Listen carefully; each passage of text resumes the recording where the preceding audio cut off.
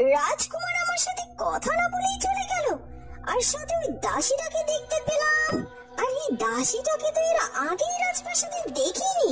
নিশ্চয় রাজপ্রাসাদে নতুন কোনো দাসী নিয়োগ দিয়েছে। কিন্তু কিন্তু রাজকুমার। না না কুমারী, আমার কোনো কিন্তু নেই। আমি তোমাকে যেটা বললাম সেটাই করো। তুমি এখানে বিশ্রাম করো, আমি আছি তোমার পাশের কক্ষে। এই কথা বলে কুমারী চলে যেতে থাকে, আর তখনই তার পেছন থেকে কেউ একজন তার হাতটা টেনে ধরে। কুমারী ঘুরে তাকায় আর দেখতে পায় যে স্বয়ং রাজকুমার নিজেই তার হাত ধরে আছে। আর তুই যেহেতু কুমারীকে এত ভালোবাসিস, ওকে এত পছন্দ করিস, ওকে রাজপ্রাসাদের রাজবধূ করতে চাস, তাহলে তাহলে সেটাই হবে। আমরা আগামীকাল সকালে কুমারীর সাথেই তোর বিবাহ সম্পন্ন করব।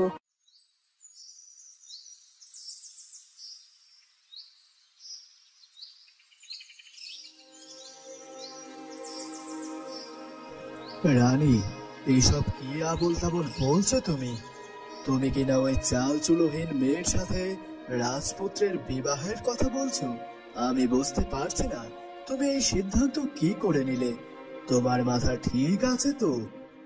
মহারাজ, এছাড়া যার কোনো উপায় ছিল না। আর তাছাড়া রাজকুমার তো আমাদেরই সন্তান। আপনিও তো রাজকুমারকে খুব ভালো করে চেনেন। রাজপুত্র যেটা বলে সেটাই করে। আর যদি আমরা রাজকুমারের কথা না মেনে নিতাম, তাহলে যে রাজকুমারকে আমাদের হারাতে হতো মহারাজ। তাই বলে তুমি ওই মেয়েটির সাথে রাজকুমারের বিয়েটা মেনে নিলে? এখন মন্ত্রী মশাই এসে তো আমার কাছে এর জবাব চাইবেন, তখন আমি কি জবাব দেব তাকে রানী? মহারাজ, আপনি চিন্তা করবেন না। আমি জানি রাজকুমারের ওই মেয়েটির সাথে বিয়ের কথা শুনলে মন্ত্রী মশাই এসে আমাদের কাছে জবাব চাইবেন, আর আমি নিজে মন্ত্রী মশাইয়ের সাথে কথা বলবো। জানি না রানী তুমি কি করবে, তবে যাই করো সেটা ভেবে চিন্তে করো। আর সকাল হতেই পুরো রাজ্যময় ছড়িয়ে পড়ে রাজকুমারের সাথে ফুলকুমারীর বিয়ের খবর।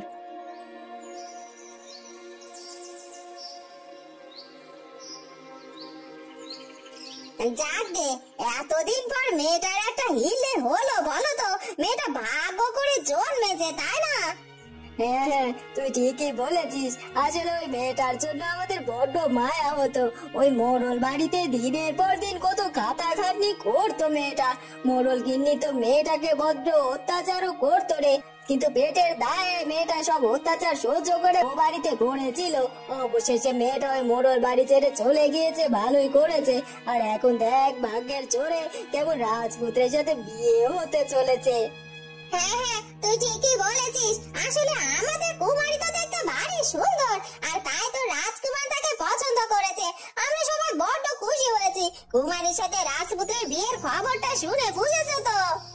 হ্যাঁ, এখন আর এত কথা না বাড়িয়ে চল, সব কাজ গুছিয়ে আমাদেরকেও তো রাজপ্রাসাদে যেতে হবে, কারণ বিয়ে উপলক্ষে তো রাজ্যের সব প্রজাদের ওই রাজবাড়িতে নেমন্তন্ন রয়েছে। এরপর মহিলা দুটি সেখান থেকে চলে যায়, আর দূর থেকে মোড়ল মশাইয়ের ছেলে সুমন এই সব কথা শুনে নেয়। ও আচ্ছা, তাহলে এই ব্যাপার। তাহলে রাজকুমার আর রাজকুমারীর আজ বিবাহিত অনুষ্ঠিত হবে? এটা তো আমি কিছুতেই মেনে নিতে পারবো না। ওই কুমারীর জন্য আমার বিয়েটা ভেঙে গেছে। আমি আমার পছন্দের মেয়েকে বিয়ে করতে পারিনি, আর আমি এত সহজে কি করে কুমারীর বিয়েটা হতে দেই? কিছুতেই না, কিছুতেই আমি রাজকুমারের সাথে কুমারের বিয়েটা হতে দেব না। সে যে করেই হোক এই বিয়েটা আমাকে আটকাতে হবে। কিন্তু এই বিয়েটা আটকাতে গেলে তো আমাকেও রাজপ্রাসাদে যেতে হবে, আর রাজপ্রাসাদে তো যাওয়াটা এত সহজ নয়। চারপাশে সব সময় পাহারাদার থাকে। আচ্ছা, আমি এত ভাবছি কেন? ওই মহিলা দুজন তো বলে গেল আজকে নাকি এই রাজ্যের সব প্রজাদের বাড়িতে কুমারী এবং রাজকুমারের বিয়ের নিমন্ত্রণ রয়েছে, আর তাই রাজ্যের প্রজাদের ওই বাড়িতে প্রবেশ করা আজ খুব একটা কঠিন কাজ হবে না। হ্যাঁ, এই সুযোগটা আমি কাজে লাগাবো, আর যে করেই হোক রাজকুমারের সাথে কুমারের বিয়েটা আমি ভঙ্গ করবই।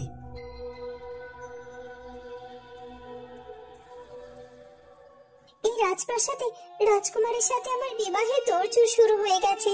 এই রাজপ্রাসাদকে সুসজ্জিত করা হয়ে গেছে। আজকে আমাদের বিবাহ অনুষ্ঠিত হবে।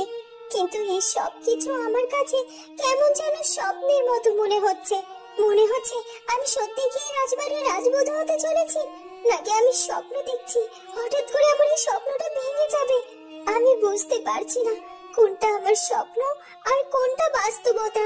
আমার ভাগ্যে কি আসলে এত সুখ লেখা ছিল? স্বয়ং রানীমা রাজামশাইয়ের সম্মতিতে আমাদের এই বিবাহ অনুষ্ঠিত হচ্ছে। আমি জানি না আমার কপালে এত সুখ সইবে কিনা, কিন্তু আমার মনটার মধ্যে যে বড্ড উতলা হয়ে আছে। জানি না কেন এমন উতলা হয়ে আছে আমার মনটা। তখনই একজন দাসী বিয়ের ডালা সাজিয়ে কুমারীর কাছে আসে। রানীমা আপনার জন্য বিয়ের ডালাগুলো পাঠিয়েছেন, আর উনি বলেছেন তাড়াতাড়ি আপনাকে তৈরি হয়ে নিতে, কারণ খুব অল্প সময়ের মধ্যে রাজপ্রাসাদে সব অতিথিরা আসতে শুরু করে দেবে। এজন্য যত তাড়াতাড়ি সম্ভব আপনি নিজেকে প্রস্তুত করে নিন। আর এই বিয়ের ডালার মধ্যে আপনার পোশাক সহ যাবতীয় সব গয়না সামগ্রী দেয়া আছে। আর যদি কোনো কিছুর প্রয়োজন হয় তাহলে আমাকে অবশ্যই ডাকবেন, আমি আপনার কক্ষে এসে হাজির হয়ে যাব। এই কথা বলে দাসী সেখান থেকে চলে যায়। কুমারীর সাথে রাজকুমারের বিয়ের খবরটা জেনে উর্মিমালা অনেক বেশি রেগে যায়, আর সে কিছুতেই নিজের রাগকে নিয়ন্ত্রণ করতে পারে না। হ্যাঁ, এমনটা করিস না মা, শান্ত হ, শান্ত হ। তোর যদি কিছু হয়ে যায় তাহলে আমার কি হবে? আমার একমাত্র মেয়ে তুই, আমার পৃথিবীতে তুই ছাড়া আর কিছুই নেই রে। এরকম পাগলামি করিস না, তাহলে আমি কি করে বাঁচবো বলতো? তাই বলছি মা, এমনটা করিস না। ফেলে দে তুই চাকুটা হাত থেকে। না না, কিছুতেই না, কিছুতেই আমার হাত থেকে আমি চাকু ফেলে দেব না। ওই রাজকুমার আমার সাথে প্রতারণা করেছে, তাই আমি নিজেকে শেষ করে দেব। রাজকুমার আজ অন্য মেয়েকে বিয়ে করতে যাচ্ছে, এটা আমি কি করে সহ্য করব? আমি জানি মা, রাজকুমার অন্যায় করেছে তোর সাথে, আর সেই অন্যায়ের প্রতিবাদ আমি অবশ্যই করব। কিন্তু তাই বলে তুই এভাবে নিজের ক্ষতি করিস না। একটু শান্ত হ মা, একটু সময় দে। আমি রাজবাড়িতে যাব এবং মহারাজ এবং রানীমায়ের সাথে একটা বোঝাপড়া করে আসবো। কি বোঝাপড়া করবে তুমি বাবা? ওই রাজকুমার তো সিদ্ধান্ত নিয়েছে যে ওই মেয়েটিকে সে বিয়ে করবে, আর সেটাই রাজ্যের সবাই জেনে গেছে। আর আজই তাদের বিবাহ অনুষ্ঠিত হবে। আর আমি নিশ্চিত আমি কোনোভাবে ওই রাজপ্রাসাদের যুবরানী হতে পারবো না। আর তাই তো আমি নিজেকে শেষ করে দেব। উর্মি, মা তুই নিজের কথা চিন্তা করছিস, একটু বারে তুই তার বাবার কথা চিন্তা করছিস না? তোর কিছু হয়ে গেলে আমি কি করব বলতো? মা তুই আমাকে একটু সুযোগ দে, আমি রাজপ্রাসাদে গিয়ে মহারাজ এবং রানীমার সাথে কথা বলে আসি, দেখি কোনোভাবে বিয়েটা আটকানো যায় কিনা।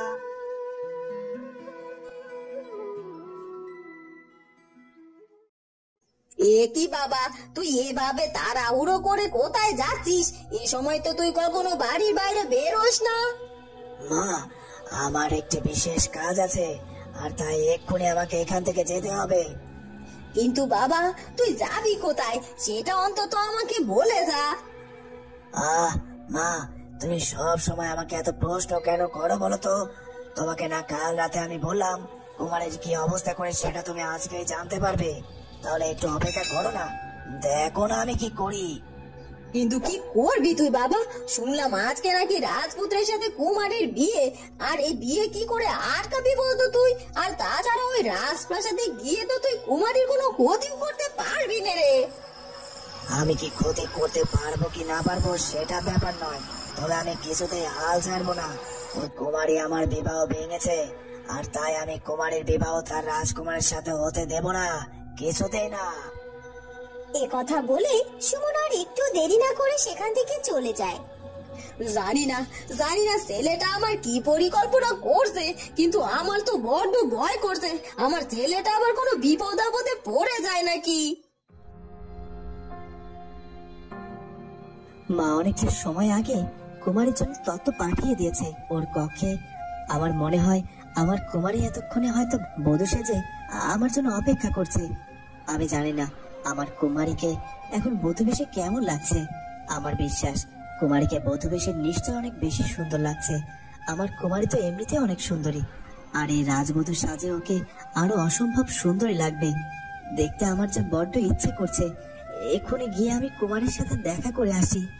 কিন্তু আমি যে এখন চাইলেও কুমারীর কক্ষে যেতে পারবো না, কারণ এদিকে যে আমাকে প্রস্তুত হতে হবে। মা আমাকে বলে দিয়েছে আমাকেও বর বেশে তৈরি হতে হবে, আর আমি আমার কুমারীর জন্য বর সাজবো। আর বর সেজে আমি কুমারীর কাছে যাব, তখন আমি দেখতে পাবো আমার কুমারীকে বধূ বেশে কেমন লাগছে ওকে।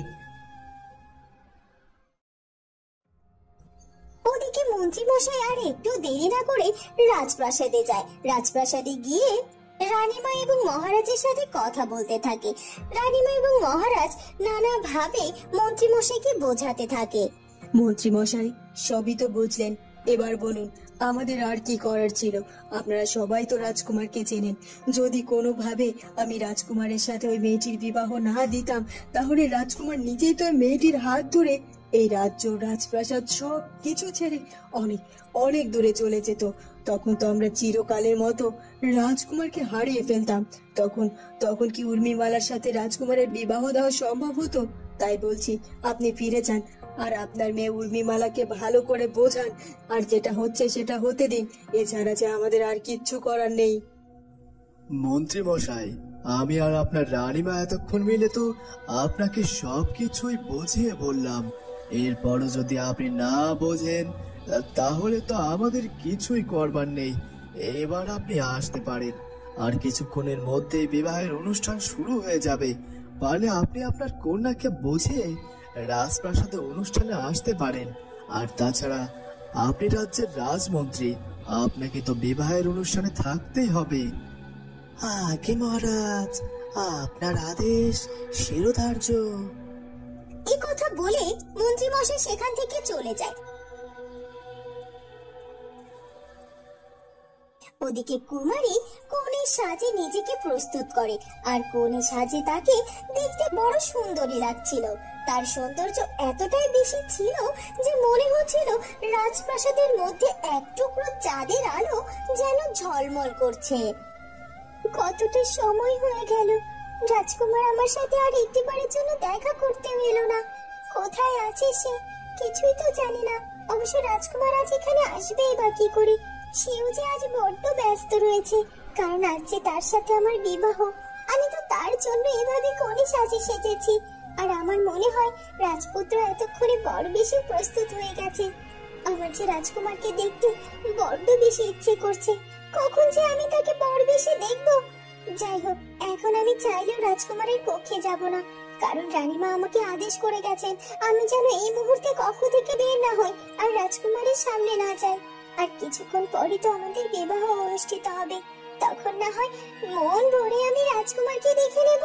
তবে আজ আমার মনটা বড্ড ছটফট করছে। আজ আমার বিয়ে, কিন্তু আমার নিজের বলে কেউই নেই। কেউ আমার পাশে এসে দাঁড়িয়ে আমাকে আশীর্বাদও করবে না। তখনই সেখানে ফুলপরি এসে হাজির হয়ে যায়। ফুলকুমারী তো ফুলপরিকে দেখে ভীষণ খুশি হয়। কে কে বলেছে তোমার কেউ নেই ফুলকুমারী? এই তো আমি আছি। আজ থেকে আমি তোমার বড় দিদি, আর তুমি আমার ছোট বোন। তোমার বিবাহের জন্য আমি তোমাকে স্বাগত জানাতে এসেছি, আর আমি খুব খুশি হয়েছি যে আজই তোমাদের দুজনের বিবাহ সম্পন্ন হবে। সত্যি সত্যি বলছো ফুলপরি, তুমি আমার দিদি? সত্যি আমি তোমার মতো দিদি পেয়ে অনেক ধন্য। দিদি, তুমি আমাকে আশীর্বাদ করো, আমি যেন রাজকুমারকে সাথে করে চিরকাল সুখে থাকতে পারি। কুমারী, আমি তোমাকে অবশ্যই আশীর্বাদ করি, তুমি যেন সব সময় কুমারীর সাথে সুখী জীবন পার করতে পারো। কুমারী, আমি তোমাকে একটা কথা বলতে চাই। জীবনে চলার পথে অনেক বাধা বিপত্তি আসতে পারে, তুমি কখনোই ভেঙে পড়বে না। মন শক্ত করে সেই বাধা বিপদকে মোকাবেলা করবে, দেখবে তুমি অবশ্যই জয়ী হবে ফুলকুমারী। ঠিক আছে দিদি, তোমার কথা আমার সব সময় মনে থাকবে। এরপর ফুলপরি ফুলকুমারীকে আশীর্বাদ করে সেখান থেকে চলে যায়। ওদিকে কালো কাপড়ে মুখ বেঁধে সুমন দুজন লোককে সাথে করে রাজপ্রাসাদের ভেতরে হাজির হয়। সাবধান, তোমরা কিন্তু সাবধান থেকো, কোনোভাবে যেন এই রাজপ্রাসাদের প্রহরীর সামনে না পড়ে যাও। আর আজকে যেহেতু রাজকুমারের বিয়ে, আর এই রাজপ্রাসাদ ভর্তি লোকজন হয়ে যাবে আর কিছুক্ষণের মধ্যে, আর তাই তার আগে আমাদের যা করার করতে হবে। কিন্তু কিভাবে কি করবো বলুন তো? আমাদেরকে আগে কুমারীর কক্ষে যেতে হবে। গোপন সূত্রে খবর পেয়েছি কুমারী এখন তার কক্ষে একাই আছে, আর এই সুযোগে কুমারীকে অজ্ঞান করে আমাদের রাজপ্রাসাদ থেকে গোপন পথ দিয়ে বের করে নিয়ে যেতে হবে। ঠিক আছে, তাহলে আর দেরি না করে এখনই আমরা ওই কুমারীর কক্ষে গিয়ে হাজির হই। হ্যাঁ চলো। এরপর সুমন সেই লোক দুটিকে সাথে করে কুমারীর কক্ষে গিয়ে হাজির হয়। কুমারী কালো কাপড়ে মুখ বাঁধা লোকগুলোকে দেখে ভীষণ ভয় পেয়ে যায়। এই তো রাজকুমারী, তুমি প্রস্তুত হয়ে গেছো, ভালো হয়েছে। ইতিমধ্যে রাজপ্রাসাদে অতিথিরা আসতেও শুরু করে দিয়েছে, আর তাই আর দেরি না করে এক্ষুনি বিয়ের আসরে উপস্থিত হতে হবে তোমাকে। হ্যাঁ হ্যাঁ মাতা, আমি এক্ষুনি বিয়ের আসরে গিয়ে হাজির হচ্ছি। কিন্তু মা, কুমারী কি বিয়ের মণ্ডপে হাজির হয়েছে? তুমি চিন্তা করো না, কুমারীও সঠিক সময়ে বিয়ের আসরে হাজির হয়ে যাবে, কারণ আমি দাসীদেরকে পাঠিয়ে দিয়েছি, ওরা যেন কুমারীকে সাথে করে বিয়ের মণ্ডপে নিয়ে আসে। মা, যদি কিছু মনে না করো তাহলে আমি যে কুমারীকে নিয়ে আসি। দাঁড়াও রাজকুমার, এটা কোনোভাবেই সম্ভব না। তুমি এখন কুমারীর কক্ষে যাবে না, তুমি বিয়ের আসরে গিয়ে উপস্থিত হও। সেখানে কুমারীকে নিয়ে আসা হবে, আর সেখানেই তোমার আর কুমারীর শুভ দৃষ্টি হবে। আর শুভ দৃষ্টির আগে পাত্রপাত্রীর দেখা হওয়াটা অমঙ্গল, আর এটাই তো আমাদের রাজবংশের নিয়ম। ঠিক আছে মাতা, আপনি যেটা বলবেন সেটাই হবে। এই কি তোমরা কারা? কারা তোমরা? এইভাবে কালো কাপড়ে মুখ বেঁধে আমার কক্ষে কেন এসেছো? কি চাই? কি চাই তোমাদের এখানে? চলে যাও বলছি এখান থেকে। আর তাছাড়া প্রহরীরা বা দাসীরা কেউ কি নেই যে তোমাদেরকে এইভাবে এই কক্ষে প্রবেশ করতে দিয়েছে? বাবা কুমারী, তুমি তো এখানে এসে রানীদের মতো আচরণ করা শুরু করে দিয়েছো। আর তাছাড়া তোমাকে রাজবধূ সাজে তো বড্ড সুন্দর দেখাচ্ছে, আর এই সৌন্দর্য তো আমি কখনো আগে খেয়াল করে দেখিনি। সত্যি কুমারী, তুমি বড্ড সুন্দরী। এখন যে তোমাকে সত্যি সত্যি আমার বড্ড মনে ধরতে শুরু করেছে। এই কি কে কে আপনি? আপনার কণ্ঠটা আমার এত চেনা চেনা কেন লাগছে? আমাকে চিনতে পারলে না? আমি মোড়ল মশাইয়ের ছেলে সুমন, তোমাকে এখান থেকে নিয়ে যেতে এসেছি। চলো চলো আমার সাথে, আমি এক্ষুনি তোমাকে বিবাহ করব। না, কিছুতেই আমি আপনার সাথে যাব না। আপনি অনেক খারাপ মানুষ। তাছাড়া আপনি এক্ষুনি এখান থেকে চলে যান। আজ আমার রাজকুমারীর সাথে বিয়ে, আর যদি আপনি এখান থেকে চলে না যান তাহলে আমি চিৎকার দিয়ে সবাইকে ডাকবো। তখনই একজন মুখ বাঁধা লোক কুমারীর মুখে কিছু একটা চেপে ধরে, আর সাথে সাথে কুমারী সেখানে অজ্ঞান হয়ে পড়ে যায়। এই তো আমাদের কাজ হয়ে গেছে, আর একটু দেরি নয়, এক্ষুনি কুমারীকে নিয়ে আমাদের এখান থেকে বেরিয়ে যেতে হবে। ওদিকে রাজকুমারকে বিয়ের মণ্ডপে নিয়ে হাজির করা হয়। সেখানে মন্ত্রী সহ মন্ত্রী কন্যা, রাজা রানী, দাসীরা অনেকেই উপস্থিত ছিল। বাহ, রাজপুত্র কেমন বর বেশে সেজেছে! রাজকুমারকে আজ বড্ড সুন্দর লাগছে। কিন্তু রাজকুমার তো আমার জন্য বর বেশে সাজেনি, সে সেজেছে কিনা ওই চাল চুলোহীন মেয়েটার জন্য। আর একটু পরে নাকি ওই মেয়েটা বসেছে রাজকুমারের পাশে এসে দাঁড়াবে, আর তারপর রাজকুমারের সাথে তার বিবাহ অনুষ্ঠিত হবে। অথচ ওই মেয়েটির জায়গায় আমার থাকার কথা ছিল, কিন্তু সেটা তো কোনোভাবেই হলো না। আর এই সব কিছু আমাকে সহ্য করতে হচ্ছে। তবে আমি এই সব কিছু এত সহজে মেনে নেব না।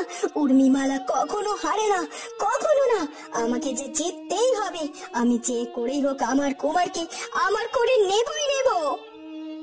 বন্ধুরা, রাজকুমারের সাথে ফুলকুমারীর বিয়েটা কি অবশেষে সম্পন্ন হবে সেটা জানবো আমরা ফুলকুমারী গল্পের পরবর্তী পর্বে। আর আমাদের এই পর্বটি ভালো লাগলে অবশ্যই আমাদের চ্যানেলটিকে সাবস্ক্রাইব করে দিও। দেখা হবে পরবর্তী পর্বে। সে পর্যন্ত ভালো থেকো। ধন্যবাদ।